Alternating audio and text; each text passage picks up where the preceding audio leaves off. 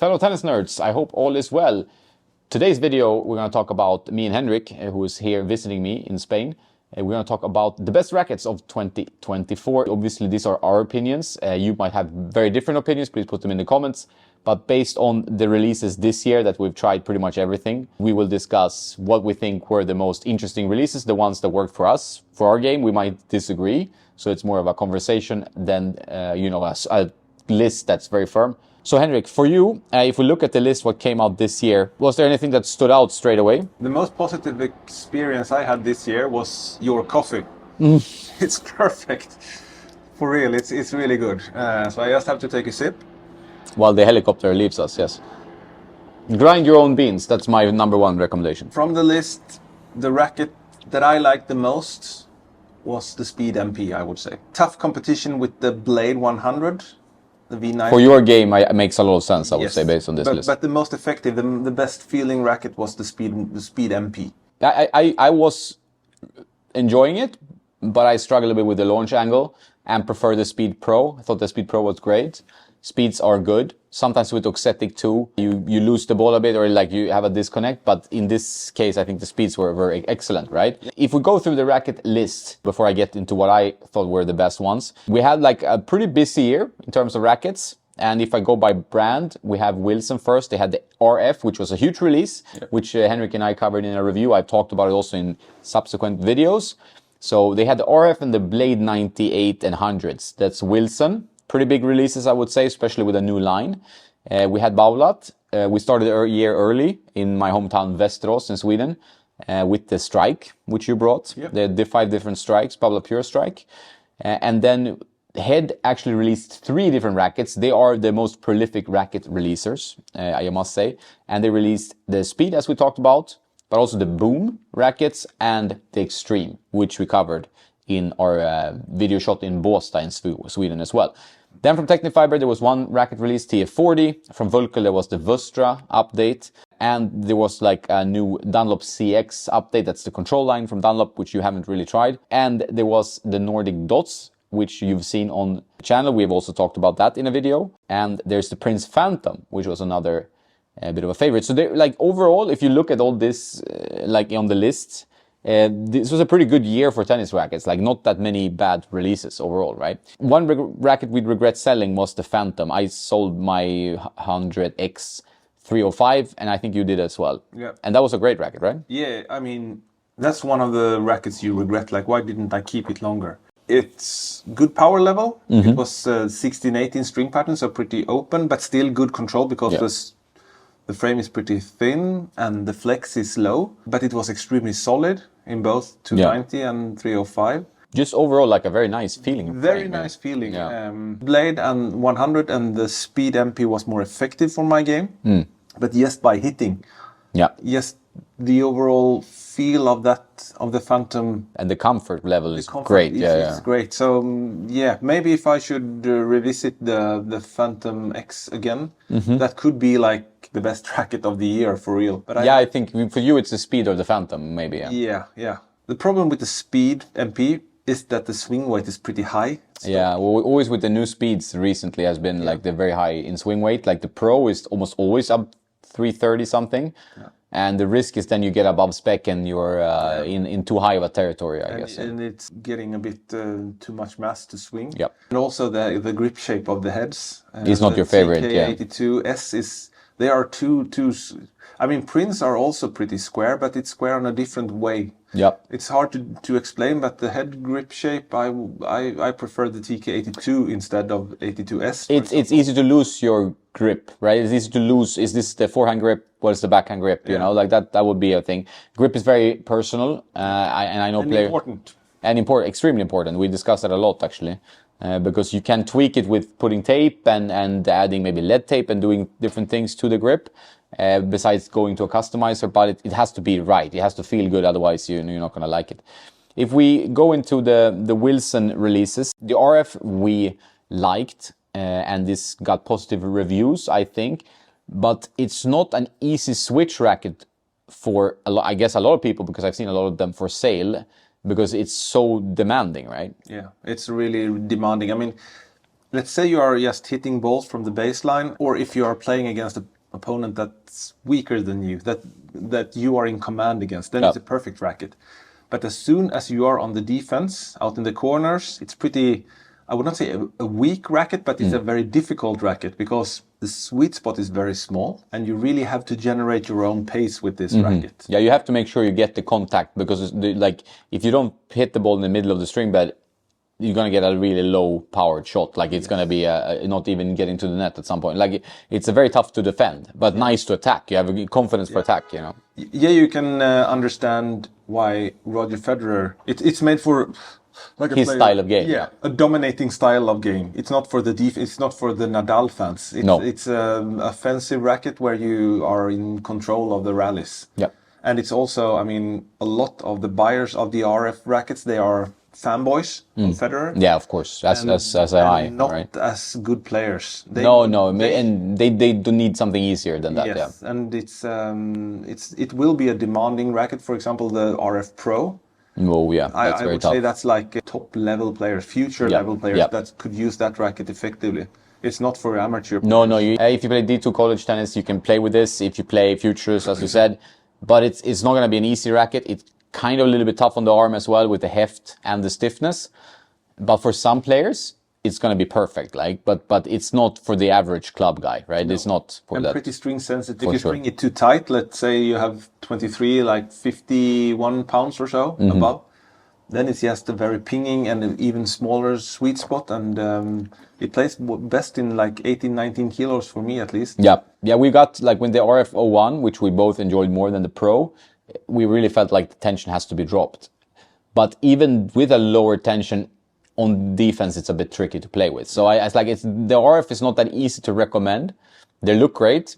They have nice feel and all that, but it's a tough racket, right? Yeah, it's really demanding. There are better options for recreational players in Wilson's line. For example, the Blade 100, that's one of my personal favorites ever. And yeah, it's a great racket. Yeah. It's a great racket and it will suit a lot. It will suit like 98% of every player. Style. So the Wilson blade, I really agree that was a good release. I prefer the blades overall to the RF rackets, depending on the player, of course. If you're an aggressive player and you love Roger, you're going to like the RF rackets most probably. But for most players, like from going up to pro level down to happy intermediate guy using 104 or 100 blade, the Blade 98 is still a super control weapon that is not like a prestige that gives you a bit more. So a bit more muted in feel than the previous one, but overall like very solid, very good rackets, you know, like easy to recommend to players. The blades, It doesn't do anything really bad. No. Overall a good racket, a good update. And I also love the design. Design is great. Yeah. They really did well with the blades the last generations. I think after Countervail, it's been good overall. They should have it more glossy though, because the glossy rackets are the glossy pro stock rackets in the blade design. It's just spectacular. Yeah. The glossy blade. Yeah. Wilson, please. Yeah. I know there will be some glossy releases next year from retailers. And I think that's going to be pretty cool. I think people really look forward to glossy rackets. Yeah. Talking about glossy rackets, and this is not a sponsored segment, as maybe some people on the forums would say, the Nordic Dots racket is a racket we both enjoyed. It definitely should be up there in the list of like one of the best rackets of the year. I think because it has a lot of abilities, like it's 99 square inches, interesting spec, 1620, 23mm beam, which is similar to the Speed, you know. The progressive string pattern, I think we both sometimes have issues with because of it can be a bit unpredictable depending on how you hit your swing, you know, how you prepare. But for most players, this is a very good racket, you know, and glossy, looks great. Just for like a new racket on the market, I think it's thumbs up for sure. Yeah, it's the first time I was trying it, it was like a really, you remember we played it indoors? Yeah, it was like a wow thing. It was really a wow. I played fantastic tennis with it. The progressive string pattern with the very tight upper part of the racket of the string bed, it really demands that you are playing like, that you are hitting the ball well, that you are moving. You need to attack the ball like properly. And you are forced to like play good tennis with it. Yeah. If you are lazy, if you're not hitting your strokes properly and you're hitting down low in the string bed, then the ball, it could sail pretty long. Yeah. But if you are working with that racket, and really getting used to it, then you will play very good tennis with it, I'm sure. You know? Because the quality of the racket it's pro stock level. Yeah, it's definitely, feel on impact is pro stock. Like if you try this racket, you will feel the difference to that and pretty much any other racket on the market, because that is retail racket, right? Because it has that feeling of like long dwell time, but still you get some pop on the ball, right? So the sound is nice. So definitely a racket you should consider. And with the 30-day money back they have, I think it's good. I think it's nice to see new players on the market that don't just take a mold from Alibaba or just like try to copy the Pure Drive mold.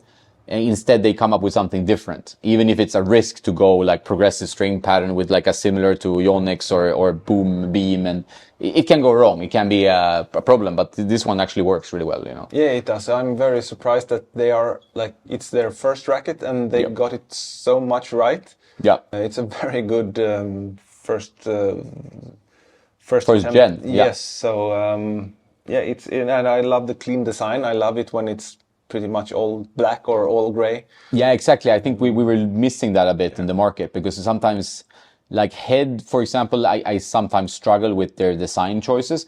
I know they have some upcoming stellar looking releases for next year. A Prestige looks brilliant for me, like old school guy, but sometimes Extremes and the new Extreme were actually looking good, but the Boom is a little bit maybe too feminine in design for my take, you know, and stuff like that. They have the range for everyone, but it's a bit more colorful, right? 3 head releases. Speed was the best one. I think we can both say that. I like the Speed Pro. He likes the Speed MP. I think that suits our games. Boom, also good. I like the Boom Pro, but overall the Boom has always struggled for some, I think, with that Clash-like feel where you have a lot of like movement in the string bed and a lot of like catapulting, which is good for the arm, but not so good for your confidence sometimes. No, I would say this is a very good intermediate players. Yeah. Players that are like 3.0 and up to 4.5, I would say. Yeah, the Boom MP, I think, is a great 100 square inch arm-friendly frame. Yeah. But don't expect like every shot to be super controlled. And it's not with these type of rackets. Like if we try the Prince Beast, for example, it's also as a good racket, but it struggles a bit with like the dependability from the string bed, you know, like this. First Speed, then Boom. As you might have seen from our Extreme review, we were not as enthused by the Head Extreme. Sorry by any dogs in the background. We had some small dogs making a fuss. Dog issues. Dog issues, yeah.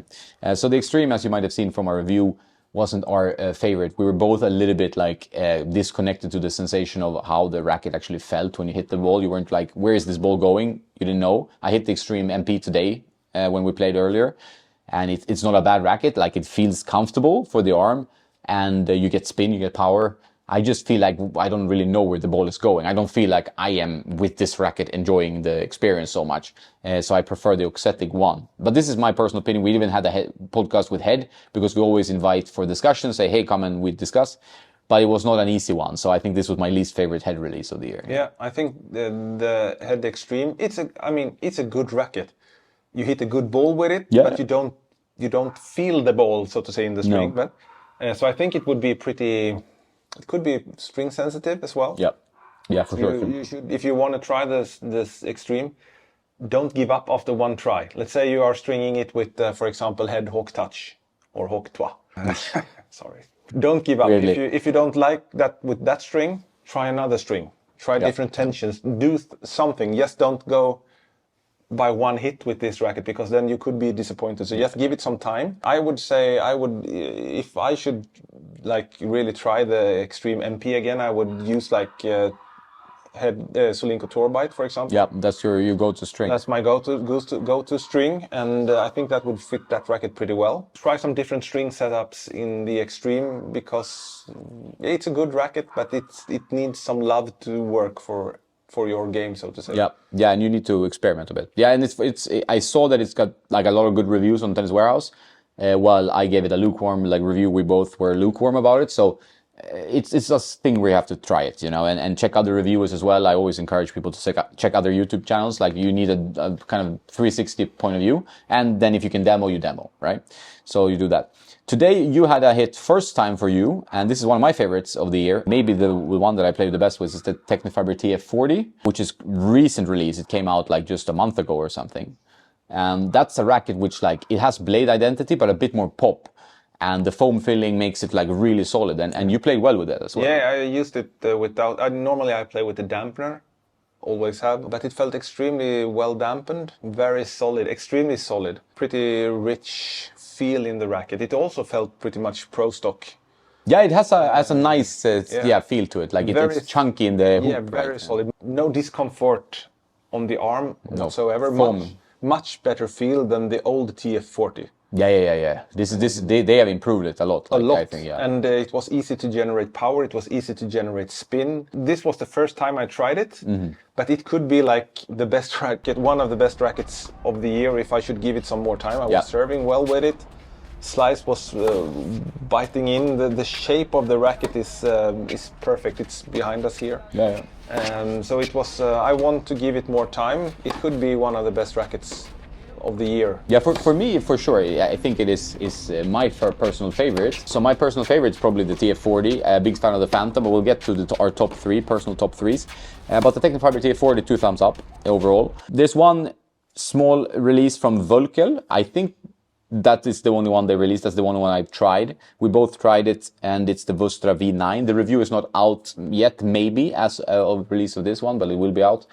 This is an interesting racket because it has, as you can see, it's over there. It's a very narrow beam for a 100 square inch racket, and it's a very dense pattern. And it plays more like a 98, 1820 in a way, right? The ball really is low. It's kind of flexy. It vibrates quite a bit. Yeah. So if you're a control player who wants to get a little bit bigger head size, but it's not your typical like, hey, I want some power help, you know? No, this was like a PT57. Yeah. Like a modern head Pro Tour. Yeah, it feels very, very like controlled, quite flexible. Yeah. Demanding, pretty difficult racket to use, even for our standard. That is pretty okay. It was pretty difficult to generate. Yeah, it felt like you needed weight. Like the swing weight, listed swing weight, if you look at Tennis Warehouse, it's 316. Mine was around the same. So not really convinced by this frame. I feel like these types of rackets today is a bit tricky to place because like you're trying to make a control racket, but then in 100 square inch, but then if you have such a narrow beam as this racket has, like Vulkel they try to do, then it plays more like sweet spot of a 98, and then it competes with a Blade 98 1820, and yeah, I'm not a huge fan of that one actually. Not too bad in the feel, but didn't really stand out in any positive sense, you know. You did not try the Dunlop CX, right? No. Good sticks. I don't personally, even if I am an old school guy, don't see a need for a 95. So the CX 200 Tours, although good 95s, feel a bit like a blast from the past. Like, who are you gonna get the CX 200 Tour to? I don't know, really, to be honest. CX 200 was pretty good, very low swing weight, so needed a bunch of weight. CX 400 Tour was something that Henrik should have tried, because that racket actually had some nice Blade 100-like sensation. In the end, I lacked a bit of control with that racket for my game, but I even tried it in match play, so that was one of my favorites, the CX 400 Tour. But overall, a decent release, maybe not the top one.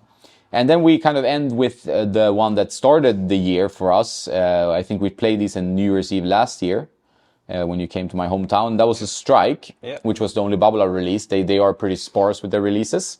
And Henrik is a bubble art guy these days. He plays probably his best tennis with the Aero 98, as do many. But this Strike is more demanding than that. Yeah, Strike. We tried the 98, 1820. We tried the whole bunch, yeah. Yeah, like 5 rackets, I think. 5 rackets, yeah. Even 100, 16, 20, 98, both patterns, and the 97. Yeah, and the VS. Yeah, that's the 97. No, yeah, 97, of course, sorry. Good rackets, pretty demanding rackets. Higher swing weight on the 98 versions. Yeah, the Strike, this is weird for me. It strikes me as weird. All the racket companies that I've worked with this for a long time, as Henrik. The racket companies are getting better with the quality control. It's not usually as many whoppers as, like, if I get two 15-year-old rackets, I mean, they can be really crazy far apart, you know. Doesn't seem to happen, especially the new blades were super spot on, all the ones I tried. But with the bubble art Strikes, more than the Aero, more than the Drive, I would say, although Drive was so the last generation, can be really like super high swing weight or lowish swing weight. Yeah. So I feel like that is a bit, not the best, you know. No. But the rackets itself, I mean, if you're attacking guy. If you're like attacking guy, then the strikes are very good. Especially, I think we both played very good with the 1820 98 version. Yeah, that was like not the typical 98. It's a little bit more spinny and a bit more powerful. Yeah. And the swing weight was pretty high. I think it was like 335 or something like that. So you created a really heavy ball with it. It felt really good.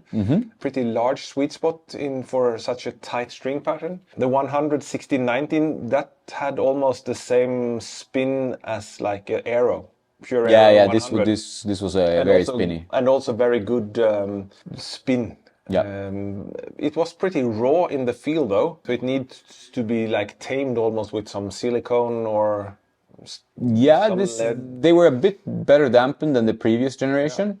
Still not the most comfortable you would find. Like the strikes, since they require you to really hit like a proper strike, like you're really need to go attack the ball. And they need string. I think they're the most string sensitive bowler racket for sure, because they need you to find a good balance, whether you want like a gut hybrid, you want like a slightly lower tension RPM power or whatever, you're using a Torbite, for example. You have to find your way with that racket. It's a bit more. The 1620 100 was a totally new string pattern. Yeah, new racket. Yeah, new racket. And it was more demanding than you would expect. Also pretty low swing weight. I think it was like 315 strung or something like that. Yeah. So that racket really needs either a very low tension or quite a bit of lead at 3 and 9 and 12, because it was too, how do you say, flimsy almost? Yeah, it was a bit like unstable at some points, in the contact. For that type of racket, it was a bit unstable. Yeah. So that need some lead. Some lead and silicone. It's the thinner beam, right? And then you have a dense pattern. I find it a bit tough to groove with because it's still relatively like launchy at some points with the 1620. You don't expect it to go like this with the 100 1620. It's gonna be a bit launchier. Yeah, and the stiffness was like 62 or something like that. So it was also pretty soft in the flex. So that racket needs some, to be able to generate a good heavy ball with that one, you need to tweak it a fair bit. Yep. But then if you do, then it's a really good racket, good control. It does everything pretty well, but it needs some tweaking to be able to play good tennis with it, at least for our level. Yeah. Yeah, it's not an easy home run. Like the way you're playing with the Aero 98, I would say is going to be heavier and better, especially on a clay court, than with the strike. Maybe the strike is a bit more my style of racket, but then for me, I prefer a bit the comfort of the TF40 then. So this is going to be like eking out, but in similar. Like the TF40 1619 is in a similar category to a pure strike 1619. Like the power level would be quite similar, So there you have it. Those are the releases of the year. We've gone through them, talked a bit about them. If you would pick 3 now based on that, like would you still keep the Speed number 1 as your number 1 racket of the year? Top 3 for you. I've played too little with the TF40, but yeah, it's fine. Just based on that, I mean, it could be like a super honeymoon try. Yeah. Good, nice court we played on today, and nice new balls, and so I cannot really take that into consideration. The feel of that one, as it was today, that was could be the best racket I've tried this year, but that was just like a short moment. So I just need to give that more time. Put that away for now. Yeah, but apart from that I played the best tennis with was the Speed MP. Yep. I played really well on the clay court where I have some bit more time.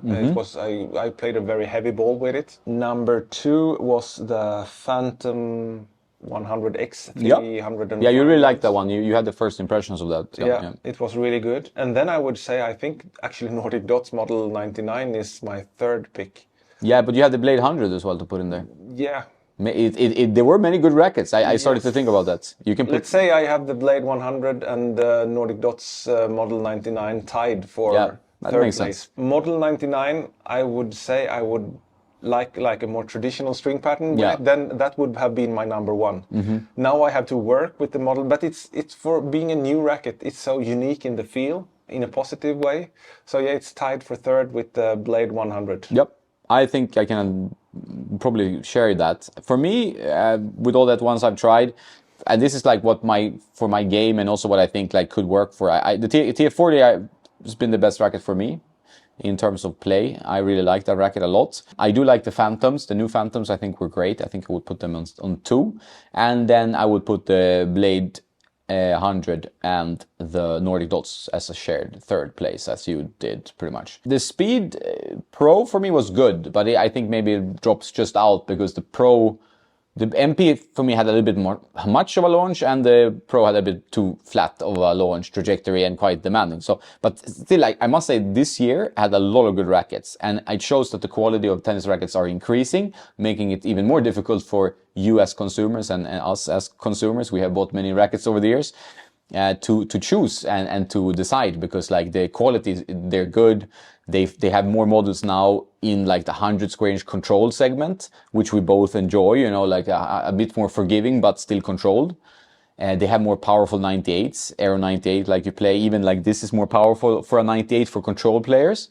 So there's a lot of choice. So it's tricky, you know, you need to demo. And I know we're privileged in that sense that we can test everything. It can also confuse you a lot, but it's tricky for most players to just choose 4 demos even for a few weeks and see what they like. But that's the list. Overall, a good year for tennis rackets. I think there will be some huge releases next year. Yeah.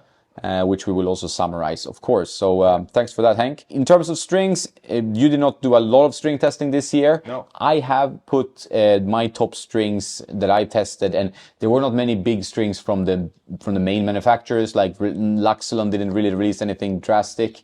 Neither did Head, if I remember. I think Hawk Power was last year. So I didn't know any really huge releases from the big ones. Even Baulat didn't release anything. They like strings. They're more niche brands coming up. And from the niche brands, I already did a video where I said 3 strings you shouldn't miss, where I mentioned True Pro Pure Rush, very good softest string, Nordic Dots TS127, one string that we both really enjoy, and the Tourline O Tour, a little bit softer poly. So check that video out if you're curious about strings. You can consider that are not mainstream, because those were my most exciting string reviews of the year. Shoes, he is a big fan of testing new shoes, as I am a bit more, you know, averse to shoe reviews these days, because like you can get issues with your knees and stuff if you test too much. But we're both fans of the GP Challenge. Yeah, the GP Challenge 1, not the Pro, because the Exactly. Pro is strangely enough like a cheaper version of the Challenge 1. This is a very bad decision to name the Pro as a cheaper. And even with the Vapor, they have the Vapor Pro, which is like the more low cost than the Vapor 11. Yeah. Like why put the Pro as the cheaper one? Yeah, it's very strange. It's confusing the customers, and yeah, it's really strange. But the Challenge 1, I have bought 2 pairs of that, 3 pairs, clay and 2 hardcourt shoes, and it fits my foot extremely well. Yeah. The only issue I have is like that the lacing with the original laces, you have to retie the shoe a lot. Yeah. They just want to open up because it's like soft up here, right? Yes. Yeah. So now I have installed waxed ice hockey skate laces in it, and you can tie it really tight, and it stays for the entire game. That's a good idea. It's a really good idea. Some good shoe customization. Yeah, and then I also tried the Yonex Eclipsion 5. Yeah, and I'm a huge fan. Like I haven't not tried them, which is a miss. Hey Yonex, please hook me up with that. But I played the 4s on clay and hard. These are one of my pairs of the 4s. But the 5s you said are good. They are really, really good. I mean, I'm still, even if I'm trying to lose some weight, I'm still pretty heavy with plus 100 kilos. And they are super solid. Yep. They are like, not hard solid, but they are solid for my weight. They have good dampening both in the forefoot and in the heel. The quality of every Yonex product is like second to none. They are a benchmark for quality in pretty much each. Yeah, the shoes are actually very good. Yes, they are. And the pattern are very good also. They have an interesting pattern for the clay sole. Yeah. And a really good tight herringbone pattern on the hardcourt. A really good shoe. I've tried it now in the autumn, and it's a beautiful shoe. It looks good, very clean design. So I'm looking forward to spend some more time with that as well. Yeah. I still prefer, I think my number 1 shoe though, especially now on the clay, is the Gelres 9 though, but it's 3 years old now almost. Is it that much? Yeah, maybe. It 2022, was right? In November 2022. Yeah, it's 2 years. 2 years, now. Yeah. That's a good, I like that too. The Revolt Pro 4.5 is a shoe I should mention. It's like the slightly update to the Revolt Pro 4 from Head. That's a shoe, I mean, you haven't tried it, but it's really comfortable. It's not the fastest shoe, so it's not like a speed shoe, but it's really nice, comfort, good dampening. So the GP Challenge and the Revolt, besides my standard shoe, but for most people, I wouldn't like try to stay with, if you find a good shoe, stock up on some pairs, because the shoe can be risky to change too much, I think. Yeah. I mean, I've tried quite a lot of shoes. I tried the Rush Pro. The 4.5, I guess. 4.5, it's also a very good shoe. Yeah, that's what I tried. That's a bit more wide in the forefoot, so it fits me and my foot very well as well. It has to be fit in the foot. Yeah, it's also a very good shoe. Pretty interesting hardcourt pattern with not the traditional zigzag pattern. It's like in straight lines, so you can slide on hardcourt. It's also a good shoe. All right, so those are some shoes. Not like with the releases, not as heavy on the shoes and in the strings. The rackets were maybe the most interesting part for you, but I think we've given our feedback. Overall, there's really no right and wrong. Like, you have to try and see what works best for you. But overall, that was our impressions. Big thanks to Henrik, who's playing with me pretty much every day, and he's playing a tournament at the same time and doing well as well for now. So hopefully, fingers crossed, it keeps on going. Have a nice day now, and make sure to check out the links in the description to Tennis Warehouse. If you want to support the channel, use the link or use the codes in there, TNERD10 for Tennis Warehouse Europe, 10% off. A win-win for everyone. That's it. Have a nice day, and glöm inte att spela tennis.